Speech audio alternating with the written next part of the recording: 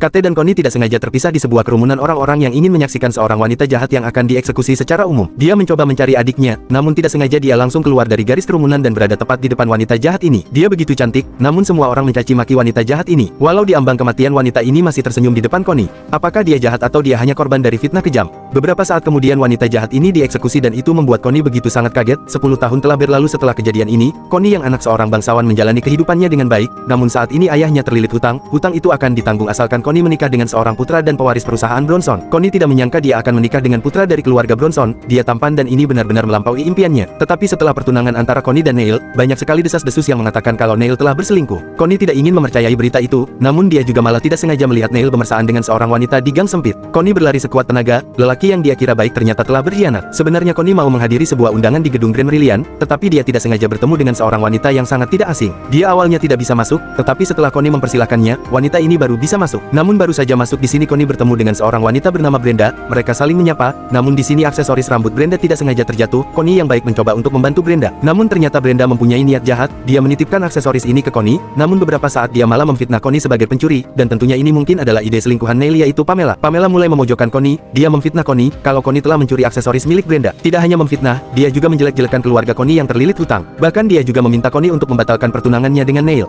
Sebenarnya ada saksi di kejadian ini, namun mereka tidak berani bicara karena takut berurusan dengan Pamela. Tidak ada harapan bagi Connie, dia hanya memohon kepada siapapun yang mau menolongnya. Sampai seorang wanita berbaju merah datang merasuki tubuh Connie. Dia mulai berani membela dirinya, dan dia juga mulai mengatakan sebuah fakta, kalau Neil dan Pamela telah berselingkuh di gang sempit dan gelap. Padahal Neil adalah tunangannya. Tentu saja itu membuat Pamela sangat kaget, ternyata Connie bisa seberani ini untuk membela dirinya. Dan untuk membuktikan kalau dia tidak bersalah, Connie mulai memanggil kelima saksi yang melihatnya tadi. Mereka awalnya memilih untuk diam, namun karena ini menyangkut soal kemanusiaan, mereka berlima langsung angkat tangan kalau Brenda telah berbohong dan Connie bukanlah pencuri. Brenda yang sudah tidak tahan lagi langsung menangis, dia tahu dia salah. Tetapi ini semua adalah idenya Pamela, dan tidak berapa seorang pria gendut datang, kalau dilihat-lihat dia ini hakim. Jadi ini adalah waktu yang tepat untuk Connie membatalkan pertunangannya. Dia tidak ingin melanjutkan pertunangannya dengan lelaki hidung belang. Mereka melakukan tindakan yang memalukan, semoga kejadian ini sampai ke telinga yang mulia raja.